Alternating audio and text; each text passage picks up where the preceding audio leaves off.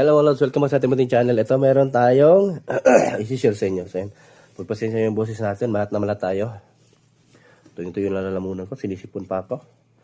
So ito, dumating na yung pinakahihintay ko. Ito yung pangarap ko na twister eh. So sa wakas nabili ko rin. So oscilloscope na mini. Hindi natin kaya yung yung mamahalin yung nasa 20,000 plus, no? So hindi ko kaya bilhin yun. So ito, okay na ako dito. Pagpapraktisan ko lang naman din eh. Excuse me. So ito dumating na. So ang model ng binili ko is ito DST210. So ayan, multifunction na multimeter oscilloscope. So marami na itong function. Pwede siyang pang-test ng voltahe, ohms, capacitance, resistance, at marami pa. Or signal generator, meron din siya. So, ito. At nabili ko lang ito. So, ilalapag ko lang yung link sa nabilhan ko nito. So, ang brand pala nito, ayan, hindi ko mabasa. FNIRSI. So, paano pagbasa nito? So, ito na yung tester natin. Pinapangarap ko ito dati. So, medyo may price kasi siya. So, ito, meron siyang power switch. Ito, power switch. Wait, focus natin. Ayun. So, rechargeable pala ito So, Type-C yung kanyang terminal, charging terminal. Charging port. And then, yung likod niya, ito yung model. So, 10M oscilloscope multimeter.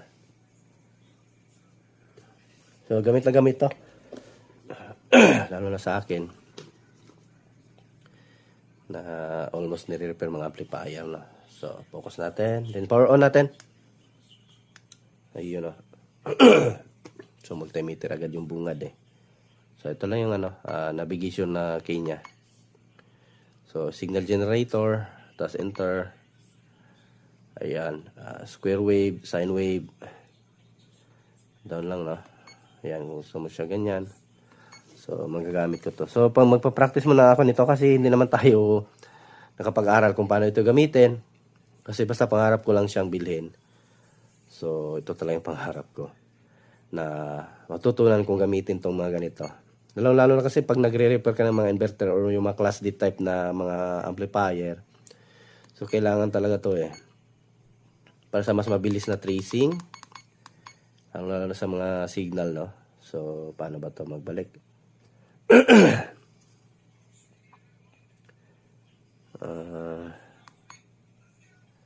Paano ba to? Mode ba? Ayun, meron pala siya. Mode na lang direkta. So, ito meron siyang DC. So, ganyan-ganyan lang automatic. Meron siyang auto eh. Tapos DC volt. Beat volt AC kung ayan, DC volt. Pakita ko sa inyo. Ayan, DC volt. So, kapag magmumod lang ata. Hindi, sorry. Ayun, enter ba ata yun? Try natin, enter. Kung mag-i-easy, kasi DC to eh. So, pagtatsan ko pa talaga to. Kasi hindi naman tayo engineer eh. Hindi rin tayo nakapag-aral ng electronics. So, lang talaga tayo. Experience lang. Pero ito talaga yung pangarap ko ng mga tester. Meron pa ako isang tester. So, hindi ko pa na-upload yung video. Tapos, ayan, easy na siya. So, ito, maganda siya mga lods. Ang kasama niya pala sa loob, no? Pakita ko muna sa inyo. Meron pala ito siyang kasamang oscilloscope, yung probe ng oscilloscope, no? So, ito, pag-aaralan ko pa to. Wala pa, hindi pa tayo maalam sa ganito. Yan, oscilloscope probe. So, meron naman siyang manual. Pwede naman basahin. Tapos, another, dito ata. DDS, OS, to? DDS nga eh. And then, ito yung sa oscilloscope ko siguro. Ito yung oscilloscope OSO. OSO ba? So, basta. I think dito yung yung natin. Tapos ito yun, meron pang kasama. And then, test probe. Ayan. So, susubukan muna natin sa alam ko na pag-test. Pero yung doon pag-aaralan ko pa. Kasi kakarating lang din. At hindi pa ako wala pang alam sa ano ganito. So, at least nabili ko. Pwede ako mag-practice, di ba? So, hindi tayo manghiram. May sarili na tayo nabili.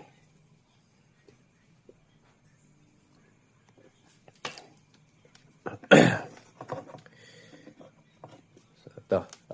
Testing natin. So, ito lalabas din ng hertz nito. Kung ilang hertz yung iti-test. Focus natin. Ayun. Tester natin. So, naka-solar mode tayo ngayon. So, ayan o. So, meron tayong 23 volt, 60 Hz, 59, 60 Hz yung ano niya. So, ayan, 59 to 60 Hz. Yung nagmamarking siya, yung yellow maliit o. Ayan yung sa AC. Sa DC naman, ito sa DC tayo. Sa DC, sana yung battery natin ito.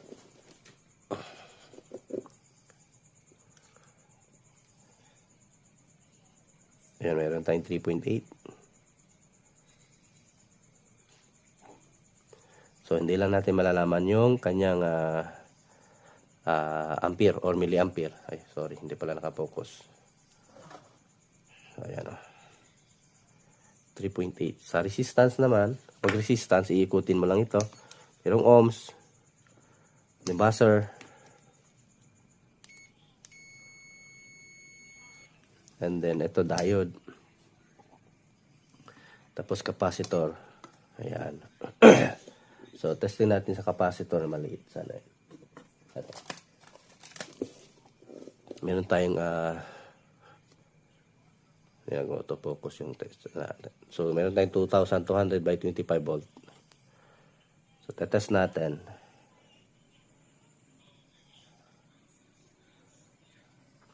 Yun, meron tayong 2,000 microfarad. Wait lang, nagagalaw eh. 2,000 microfarad. Ayun. So, it means bumagsak na yung ano nito. Kasi 2,2 na lang siya. 2,2 yung original niya, pero 2,000 plus. Hindi na umabot ng 2,100. Sa malaking capacitor naman, meron tayo dito. Testing natin. Ito, meron tayong 100 volt by 10,000 microfarad. Focus natin. So, testing natin.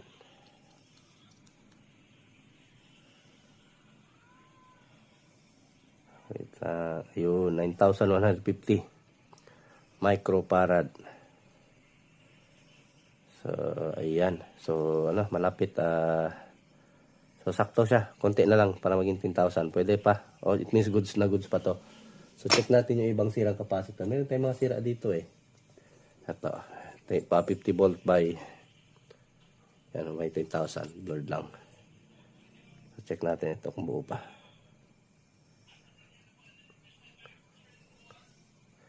So, 6,000 na lang. So, it means, wala na to. Bagsak na. So, wala na. At saka nag-float din to. Ito, meron pang iba. Ito, mga sirang capacitor to eh. 6,000 na lang din. Hindi na umabot ng 10,000. So, mga peke na capacitor. So, gamit na gamit talaga sa mga loads. Ito, meron pa. Ito, magkaan na oh. Pinalawang.